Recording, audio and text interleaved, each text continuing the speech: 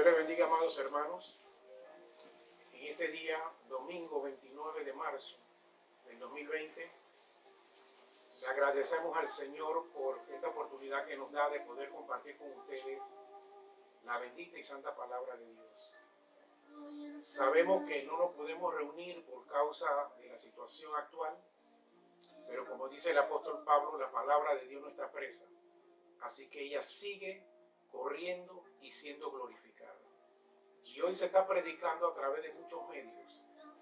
El pueblo de Dios está siendo edificado en casa de muchas formas y de muchas maneras. Hay muchos temas que saltan a la vista hoy en día y creo que Dios ha permitido este momento para que tengamos tiempo para escudriñar la palabra de Dios. Y creo, sin lugar a dudas, de que si hay un libro que en este tiempo está siendo muy consultado, es el libro de Apocalipsis. Las personas quieren saber en qué momento de la historia se encuentra la iglesia y la humanidad. Porque muchas preguntas saltan a la vista. Preguntas como, ¿estaremos entrando en la gran tribulación? ¿Pasará la iglesia aquí? ¿Estará cuando llegue ese momento? ¿Estará el ministerio ya del anticristo en acción? ¿Viene un nuevo orden mundial para esta tierra? Son preguntas que la gente se está haciendo hoy en día y que son preguntas valederas porque hay mucha duda, mucha inquietud en las personas que no conocen a Dios, pero también hay mucha inquietud dentro del pueblo del Señor. Yo oraba al Señor en este tiempo y he estado estudiando la palabra de Dios y le pedí al Señor que me diera un tema para compartir con ustedes. Hemos estado predicando acerca de los juicios de Dios, que Dios me ha metido pues a compartir con la iglesia estos temas para que el pueblo esté tranquilo, los hermanos puedan despejar sus dudas y los que tienen preguntas puedan estar tranquilos porque Dios a través de su palabra nos transmite ese conocimiento que fortalece nuestra fe y nos da seguridad en Cristo. El apóstol Juan en el libro de Apocalipsis, en el verso 1, dice la revelación de Jesucristo dada por Dios al apóstol Juan a través del ángel. Vemos que esa revelación de Apocalipsis pasó varios filtros. Primero, la revelación de Dios a Jesucristo, dada a Juan por medio del ángel, y finalmente llegó a la iglesia, a los apóstoles, al cuerpo de Cristo.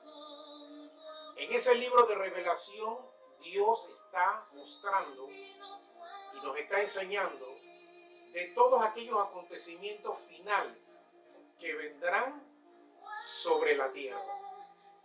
Y yo quisiera hoy compartirle en el libro de Apocalipsis capítulo 3 acerca de una de las 7 iglesias que aparece en el capítulo 2 y parte del 3 de Apocalipsis. Dios, el Señor, le manda a Juan a través de la visión y del ángel una revelación de las 7 iglesias, un mensaje para cada una de ellas. Dice, escribe al ángel de la iglesia, o sea, al pastor, al líder de la iglesia. El mensaje era para ellos, para que pudieran comprender la condición de su iglesia y que pudieran hacer los correctivos, porque Dios les está hablando y les dice, yo conozco tus obras. A cada iglesia el Señor le dice, yo conozco tus obras. Quisiera compartir en el capítulo 3 de Apocalipsis. Allí el apóstol habla a la iglesia de Filadelfia. Y el tema que quiero compartir con ustedes es la iglesia verdadera. Apocalipsis capítulo 3 del verso 7 en adelante, dice así: escribe al ángel en la iglesia en Filadelfia. Esto dice el santo y el verdadero, el que tiene la llave de David, el que abre y ninguno cierra, y cierra y ninguno abre. Yo conozco tus obras. He aquí, he puesto delante de ti una puerta abierta, la cual nadie puede cerrar, porque aunque tienes pocas fuerzas, has guardado mi palabra y no has negado mi nombre. He aquí yo entrego de la sinagoga de Satanás a los que dicen ser judíos y no lo son, sino que mienten. He aquí yo haré que vengan y se postren a tus pies y reconozcan que yo te he amado. Por cuanto has guardado la palabra de mi paciencia, yo también te guardaré de la hora de la prueba que ha de venir sobre el mundo entero para probar a los que moran sobre la tierra. El Señor pues añada bendición a esta palabra. ¿Sabe? Hay muchos temas en el libro de Apocalipsis interesantes, controversiales también, pero que el fondo de cada uno de estos temas habla del trato de Dios con la humanidad, de lo que Dios espera del hombre, y siempre Dios tratando de que el hombre se acerque a Él a través de los juicios y a través de todas las cosas que Él envía sobre la tierra. El apóstol aquí recibe una exhortación para las iglesias. 7 iglesias, y no es que en esa época solamente hubiesen 7 iglesias en la tierra, había muchísimas iglesias. Pero Dios escoge estas 7 iglesias porque cada una de ellas muestra un carácter y muestra una condición espiritual delante de Dios. Yo invito a los hermanos que están escuchando este mensaje que si usted puede anotar o después usted puede escuchar nuevamente el mensaje y analizarlo, porque estos son temas muy importantes donde necesitamos, hermanos, de verdad concentrarnos para no perder el hilo de lo que Dios nos está diciendo en este día. Esas 7 iglesias, a través de la historia eclesiástica, desde el siglo I hasta nuestros días, cada una de esas iglesias es mencionada en un orden cronológico. Y a través de la historia eclesiástica, cada una de esas iglesias ha tenido un protagonismo. Y usted puede estudiar la historia eclesiástica y se dará cuenta que esto es así. O sea que cada iglesia está nombrada en un orden que Dios estableció de antemano y que cada una de ellas ha tenido su actuación dentro del escenario de la historia eclesiástica. Por ponerle un ejemplo, el capítulo 2 de Apocalipsis, verso 1, se menciona a la iglesia de Éfeso, que es la primera iglesia que el libro de Apocalipsis nombra acerca del mensaje que Dios le envía a ella. Y si usted analiza conmigo, el nombre de esa iglesia, Éfeso, significa la amada, la deseada. Ese es el nombre de la iglesia de Éfeso. Y las características de esta iglesia es la de que es una iglesia que siembra la semilla. Y esa es la característica de la iglesia primitiva del primer siglo, la iglesia de los apóstoles, que se caracterizó por ser una iglesia que sembró la semilla en todo el mundo conocido de aquella época. Una iglesia que dice su arduo trabajo y paciencia.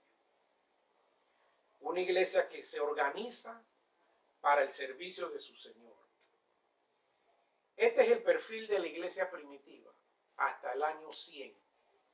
En ese periodo de tiempo es que aparece la iglesia de Éfeso, porque llena todas las características a la cual Dios le está hablando. Y entre las cosas que Dios le recrimina a esta iglesia es que ella al final dejó o descuidó su primer amor. Y eso suele suceder mucho cuando la gente se preocupa más por la obra de Dios que por el Señor de la obra. Eso suele suceder mucho. Todo es la obra y la obra de Dios, y la gente pierde su comunión con Dios porque siente que al servir a Dios se está comunicando con Dios. Y eso es un error. Vemos ahí que en el capítulo 2, verso 8 se menciona otra iglesia, porque voy a dar nada más dos ejemplos de ese orden cronológico al cual estaba hablando, de que cada una de esas iglesias mencionadas en Apocalipsis tuvo su momento en la escena de la iglesia, de la historia eclesiástica. Apocalipsis 2.8 habla de la iglesia de Esmirna. Esa iglesia significa mirra, y la mirra es amarga. Es la iglesia que vivió el periodo implacable de la persecución romana. Los grandes emperadores romanos persiguieron a la iglesia hasta el siglo III de la era cristiana. En el año 326, el emperador Constantino se convierte al cristianismo, ya que su madre Helena, la hermana Helena, madre de Constantino, oraba sin cesar por su hijo. Y Dios lo alcanzó en su misericordia. Y ahí aparece la historia que tuvo una visión, una revelación. Y es Constantino en el año 326 que ordena que cese la persecución a la iglesia de Jesucristo. Pero es en ese periodo de tiempo, hasta el año 300 y tanto, que entra en escena Esmirna, que es la iglesia que sufre, que es perseguida. Y así sucesivamente, a través de la historia eclesiástica, aparecen las otras iglesias, hasta llegar a nuestros tiempos, a nuestros días. Y usted me dirá, bueno, pastor, ¿y cuál es la iglesia que hoy día está en la tierra? Bueno, yo le diré que la iglesia que está hoy día en la tierra es la iglesia de Filadelfia. Y quizás algunos se reirán y dirán, pastor, ¿cómo usted puede decir eso si dentro de la iglesia hoy día se ve tantas cosas? Pero déjenme explicarle un poquito.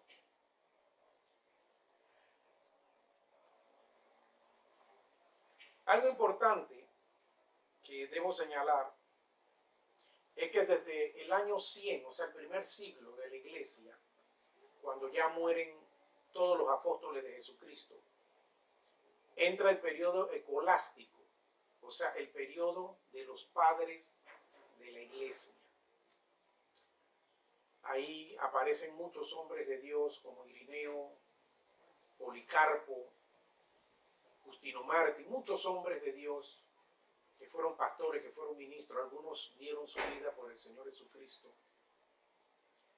Y ese periodo de los padres de la iglesia se puede decir que fue hasta el año 300, porque después nace la iglesia romana y es ahí donde se prostituye realmente el verdadero evangelio de Jesucristo. El teólogo Pember enseña que en el orden que fueron señaladas las 7 iglesias, este orden nos muestra el camino por donde pasaría la iglesia de Jesucristo a través de los tiempos.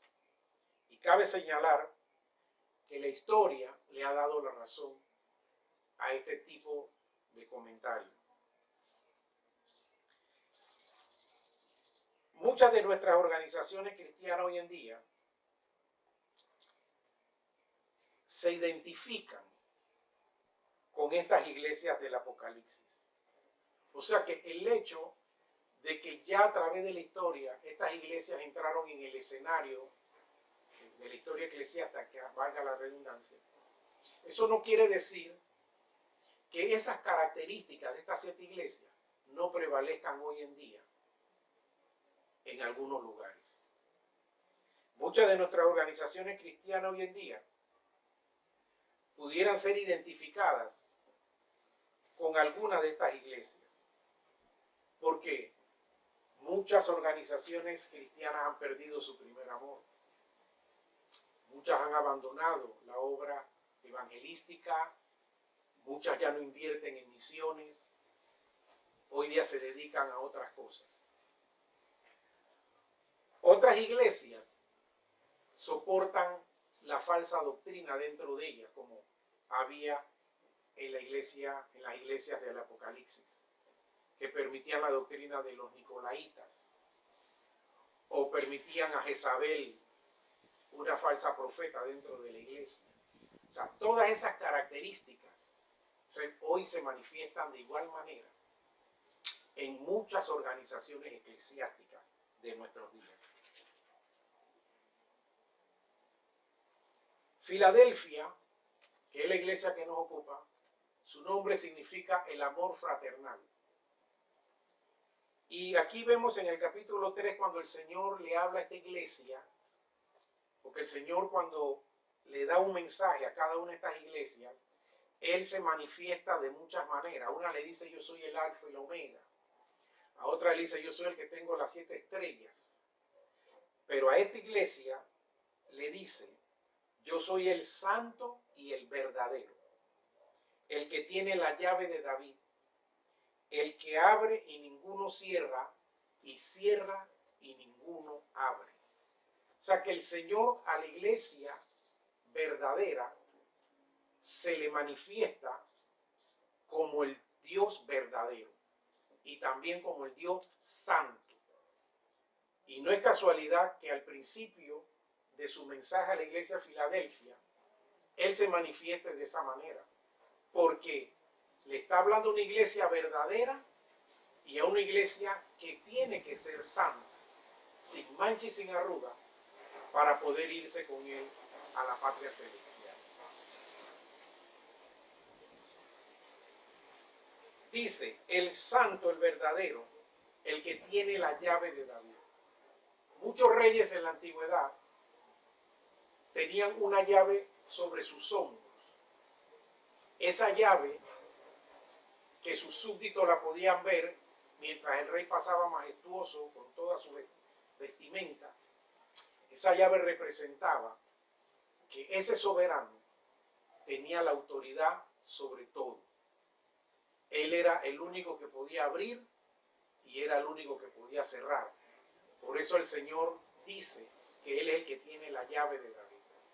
Esto nos da a entender a nosotros, mis queridos hermanos, que toda bendición depende de Dios, porque Él es el que puede darla o no la da, porque el poder lo tiene Él. El Señor le dice en el verso 8, yo conozco tus obras.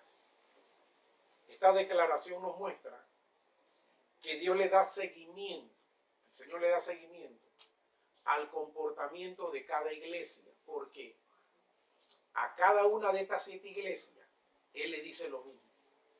Yo conozco tus obras. ¿Qué quiere decir? Que Dios monitorea el comportamiento de su iglesia, de cada una de sus congregaciones. Dice, como Él es el verdadero, Él conoce la verdad. Y dice, nadie puede engañarlo, nadie puede mentirle, nadie puede aparentar lo que no es, porque Él es la verdad y Él conoce todas las cosas del hombre. Cuando dice, he puesto una puerta delante de ti, he abierto una puerta delante de ti, le dice aquí en el versículo 8, dice, he aquí puesto delante de ti una puerta abierta, la cual nadie puede cerrar, porque aunque tienes poca fuerza, has guardado mi palabra y no has negado mi nombre.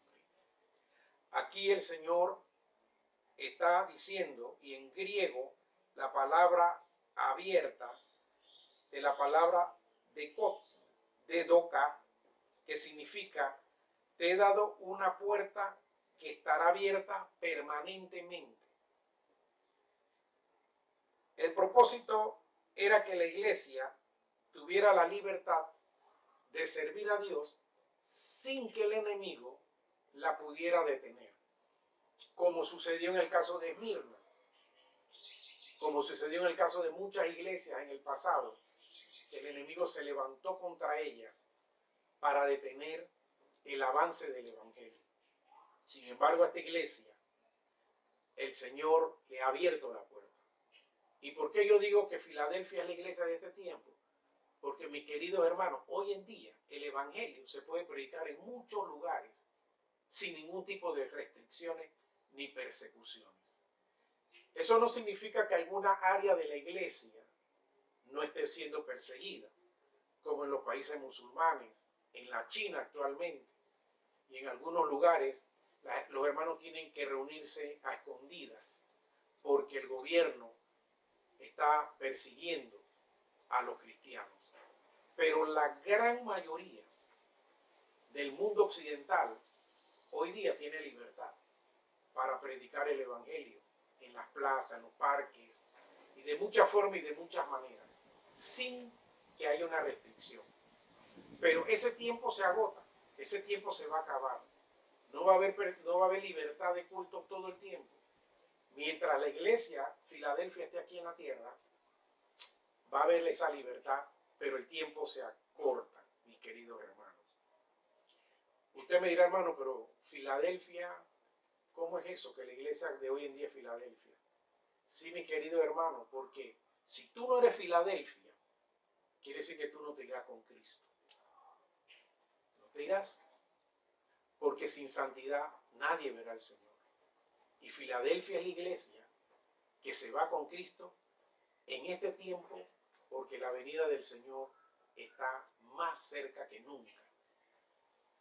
Es cierto que habrá mucha gente que se llame cristiana, que esté dentro de la iglesia, que lamentablemente no se irán con el Señor, porque hay personas que no han muerto a sus viejas prácticas, a su mala manera de vivir. Han querido vivir la vida cristiana a su propio estilo, obedeciendo lo que les conviene. Los que consideran que no deben obedecer no lo obedecen. Y muchos cristianos lo son hoy a su manera y de su forma. Pero lamentablemente ellos no se irán en el rapto, porque la Biblia dice que sin santidad nadie verá al Señor, y que el vestido de esa iglesia es sin mancha y sin arruga ni cosa semejante. El Señor aquí le está permitiendo a la iglesia de Filadelfia una puerta abierta para servir.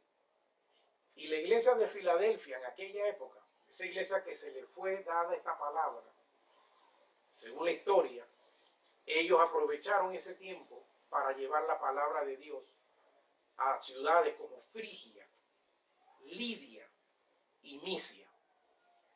La iglesia de Filadelfia envió hombres de Dios, mujeres de Dios, que llevaron la palabra a estas tres ciudades en Asia. En este tiempo, yo creo que la iglesia puede hacer lo mismo y debe hacer lo mismo, porque el tiempo se agota. El Señor dice aquí, he aquí en el verso 9, yo entrego de la sinagoga de Satanás a los que dicen ser judíos y no lo son, sino que mienten. O sea, es una promesa que Dios le está diciendo a la iglesia de Filadelfia, porque había gente que se había infiltrado en la iglesia para enseñar doctrinas judaizantes. Hoy en día hay un renacer de eso, del judaísmo dentro de la iglesia de Cristo. Personas judías que supuestamente se han convertido al cristianismo. Hoy en día usted los ve hablando de Shabbat, prohibiéndole a la gente usar el nombre de Jesús sino que dicen que debe decir Yamashia, porque al parecer el nombre Jesús en español no tiene poder, hay que decirlo en hebreo para que tenga poder. Y enseñan que hay que guardar el Shabbat, y ellos están empeñados en ganarse a los cristianos que ya tienen sus iglesias, no a los inconversos. Y yo me pongo a pensar que si ellos son judíos convertidos, la primera prioridad de ellos debe ser el pueblo de Israel, que vayan y le prediquen a los judíos. Que yo creo que para eso fue que Dios los salvó a ellos. Pero hoy en día usted los ve tratando de judaizar a la iglesia de Jesucristo, cometiendo el mismo error que hizo el apóstol Pedro, allá en el libro de los Hechos. Y que gracias a Dios por el apóstol San Pablo, que lo tuvo que corregir, porque Pedro estaba judaizando a la iglesia de Jesucristo. Qué bueno que el apóstol Pablo lo corrigió y lo enfrentó, dice la Biblia. Hoy en día esta gente vienen de nuevo con esa vieja doctrina a enseñarnos a nosotros que vivimos en la gracia, que tenemos que guardar los ritos de la ley, y sabemos que por las obras de la ley ningún ser humano será justificado. Entonces no sé por qué insisten en esto. Nosotros vivimos en la gracia de Jesucristo. Y Pablo dice en el libro de Colosenses, versos 16 y 17, que en cuanto a comida y bebida, días de reposo y luna nueva, nadie te juzgue, porque esas cosas son sombra de lo que ha de venir. Así que yo no creo que porque alguien guarde o no el Shabbat se vaya al cielo o no se va. No, hermanos. Nosotros somos libres y nosotros no vamos a ser salvos por guardar un día o no guardarlo. Nosotros somos salvos por la fe que hemos depositado en Jesucristo, el Hijo de Dios.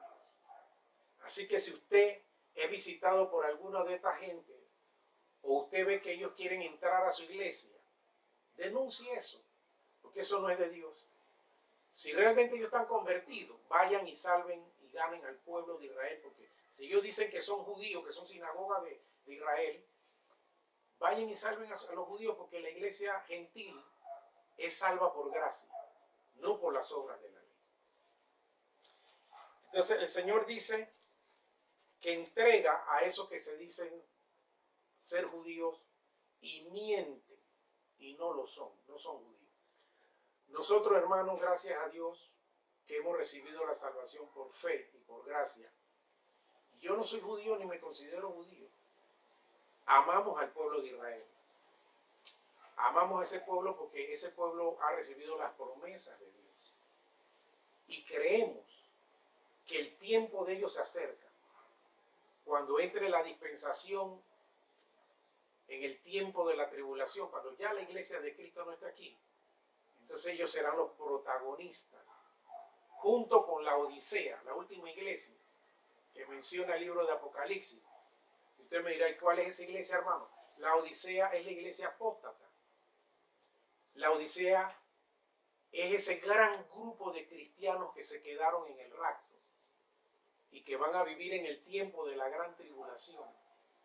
Muchos entonces se van a convertir de verdad, se consagrarán a Dios y tendrán su escena en esa gran tribulación, pero en realidad los principales protagonistas de ese periodo de la gran tribulación es el pueblo de Israel, porque ahí se habla de los 144,000 sellados de cada tribu.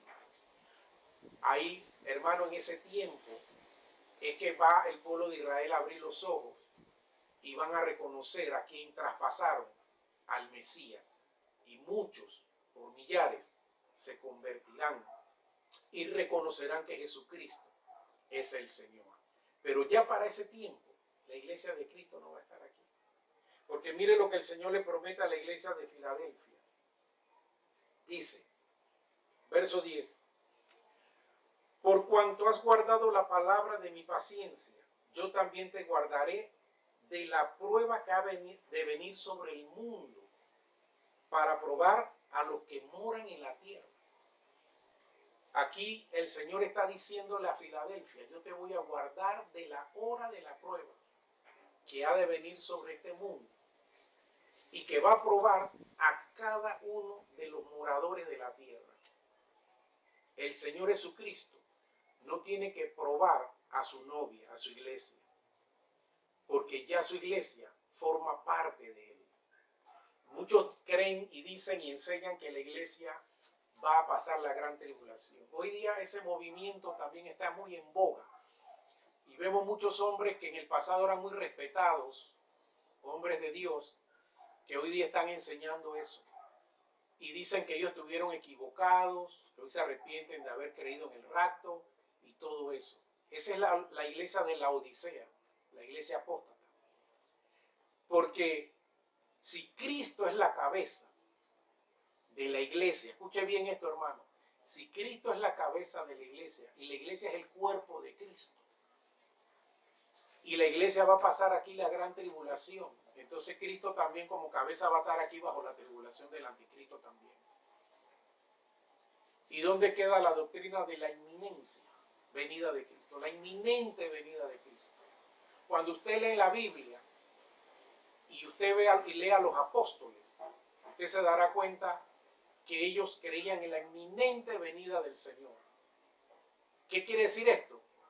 Que el día y la hora nadie sabe, que puede venir como ladrón en la noche, que hay que velar y orar. O sea que ellos estaban enseñándole al pueblo que había que estar preparado porque la venida de Cristo podía ser en cualquier momento.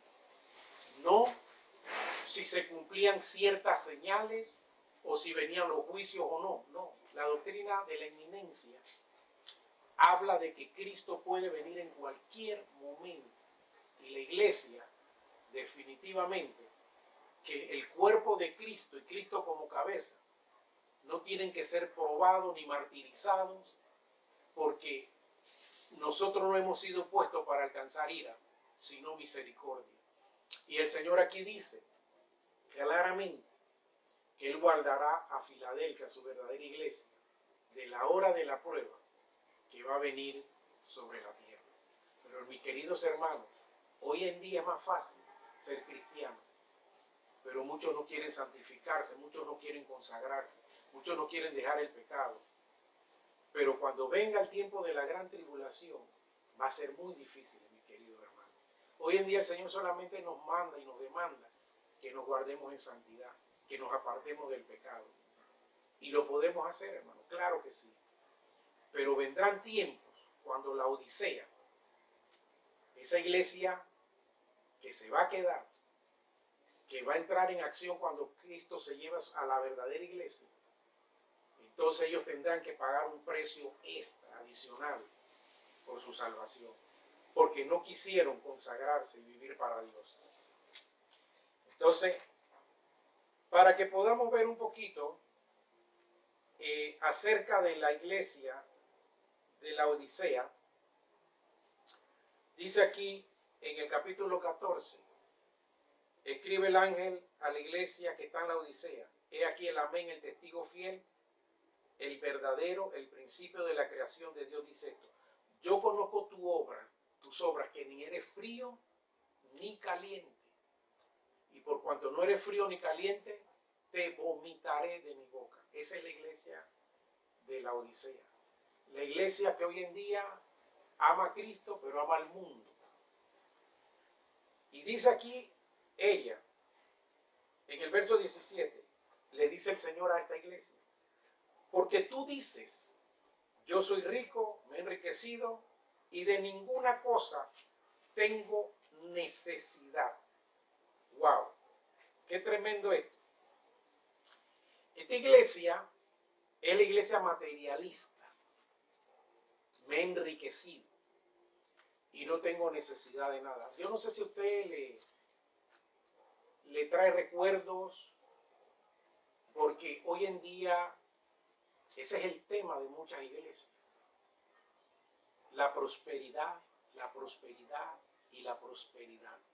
Esa iglesia, ellos no hablan de otra cosa. Ellos no se han conformado hoy día con los diezmos. Hoy día ahora inventaron el pacto con Dios, porque ya parece que la doctrina de los diezmos quedó en desuso. No es suficiente que Dios abra la ventana de los cielos y derrame bendición hasta que sobreabunde. Ya esa palabra parece que pasó de moda. Hoy en día hay que hacer pacto con Dios para poder ser bendecidos. Sin embargo, ellos no dejan de recoger los diezmos. En cada culto trasquilan a sus ovejas. Y el tema es la prosperidad. La iglesia que no tiene necesidad de nada. Esa es la iglesia que se ha enriquecido hoy en día, la Odisea. Materialista, porque aquí lo menciona el libro de Apocalipsis. Es la última iglesia en la dispensación, hermano. El Espíritu no se equivoca. Y esa es la iglesia que se va a quedar cuando Filadelfia se vaya. Se va a quedar con todas sus riquezas, con todas sus prosperidades, con todas sus cosas materiales, y no le va a servir de mucho. Nada de esas cosas. Ahí en esas iglesias es prohibido hablar de la cruz de Cristo. Ese mensaje de que el que quiere ser mi discípulo, tome su cruz cada día y sígame. Ahí no se habla de eso. Porque ellos dicen que ese mensaje es un mensaje de derrota. ¿Qué le parece a usted eso, mis queridos hermanos? Y yo me imagino que usted se estará imaginando algunas iglesias que usted conoce, que son como la Odisea. Y ellos te van a rebatir cuando tú les digas estas cosas.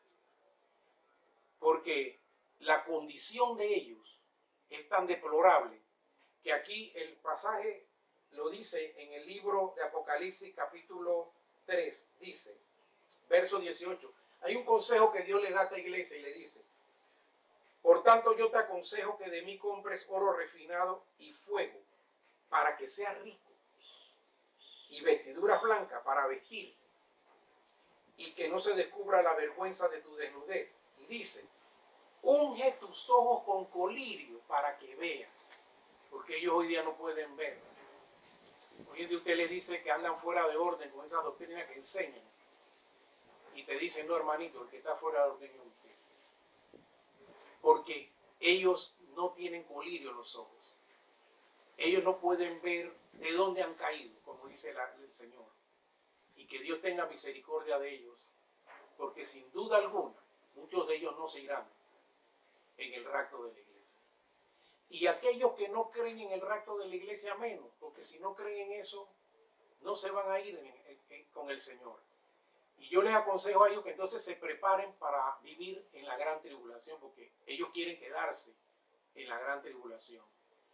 Así que, hermanos, los que creen esa doctrina, vayan preparándose, porque el anticristo está a la vuelta de la esquina. Hoy en día se habla de un nuevo orden mundial, que, hermano, eso está también a la vuelta de la esquina.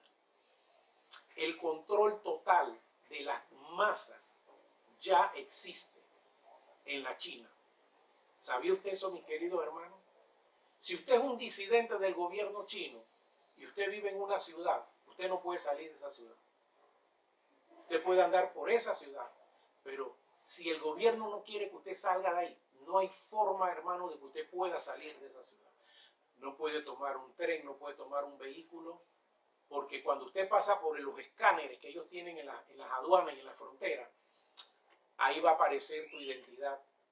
Y inmediatamente sonará una alarma, donde a ti te van a capturar y te van a decir: ¿usted para dónde va? No, que voy para tal ciudad. No, usted no puede salir de aquí. Porque ya en la China hay un control total de las masas. Acuérdense que ese país tiene más de 1.000 millones de habitantes. Y ya los chinos controlan a toda su población a través de ese sistema que ellos han implementado. Así que eso de que el nuevo orden mundial viene, eso no es un cuento de camino, hermano. Eso ya es una realidad. Así que la venida del Señor está a la vuelta de la esquina. Cristo viene pronto y viene por su iglesia. Qué bueno que Él nos ha prometido a nosotros que nos va a guardar de la hora de la prueba que vendrá sobre esta humanidad para probar a todos los moradores de la tierra. Yo sinceramente no quisiera estar aquí en esta tierra para eso de entonces. Y le pido al Señor que nos ayude a guardarnos en santidad, en el temor de Él, para poder irnos cuando el Señor decida levantar a su novia, porque ya todo está preparado en el cielo. Mucha gente que ha ido y venido, muchas personas que han muerto y han vuelto a la vida, pueden dar testimonio de que han visto ya las mesas servidas, todo está listo. Solamente están esperando la orden del Padre para que haya una gran boda de Cristo con su iglesia. Mientras eso suceda allá en la tierra, allá en el cielo, la Odisea estará aquí en el mundo, gozando 3 años y medio de paz con el anticristo, pero después de los 3 años y medio, él va a sacar las garras y entonces habrá tribulación, que dijo el Señor Jesús en Mateo 24, como nunca antes la ha habido en esta tierra. Así que, mis queridos hermanos, este tema es muy vasto. Hay quizás muchas preguntas que algunos tendrán, pero yo quiero decirles, mis queridos hermanos, que tenemos que vigilar, tenemos que estar orando, guardándonos para el Señor. Si usted tiene cosas en su vida, hermano, que usted no ha arreglado todavía, pecado que usted no ha dejado, que no ha confesado, yo le recomiendo, le aconsejo, hermano, que arregle su vida con el Señor. Porque aquí todas las cosas materiales se van a quedar. La Odisea con toda su oropel se va a quedar aquí. Y nada de eso le va a servir de mucho. Porque, hermanos, las cuentas de banco, el dinero, todo eso que la gente tiene, ya no tendrá valor. Porque aún el mismo papel moneda va a ser sacado de la tierra. Y va a venir un nuevo orden mundial donde muchas de las cosas que hoy tienen valor en ese nuevo orden van a quedar en desuso. Y eso es lo que muchos no entienden. Pero el Dios de este siglo es astuto y enceguece y engaña. Es el padre de la mentira. Así que yo termino, hermano, diciéndoles a ustedes, sobre todo a los hermanos del Templo del Porvenir, la iglesia a la cual yo pastoreo, de que se cuiden, de que se guarden, de que se metan a estudiar la palabra de Dios, ahora que tienen todo el tiempo para hacerlo. Así que pido a Dios pues que los bendiga, que los guarde, y a los hermanos y amigos que nos escuchan, aquellos que de repente escucharán este video y no conocen al Señor. Tú puedes ser parte de la iglesia Filadelfia si te arrepientes, si buscas a Dios, si decides congregarte en una iglesia de sana doctrina, donde te van a enseñar la palabra, vas a crecer espiritualmente y podrás escapar de la ira venidera que vendrá sobre esta tierra. Así que Dios te guarde, Dios te bendiga y nos vemos.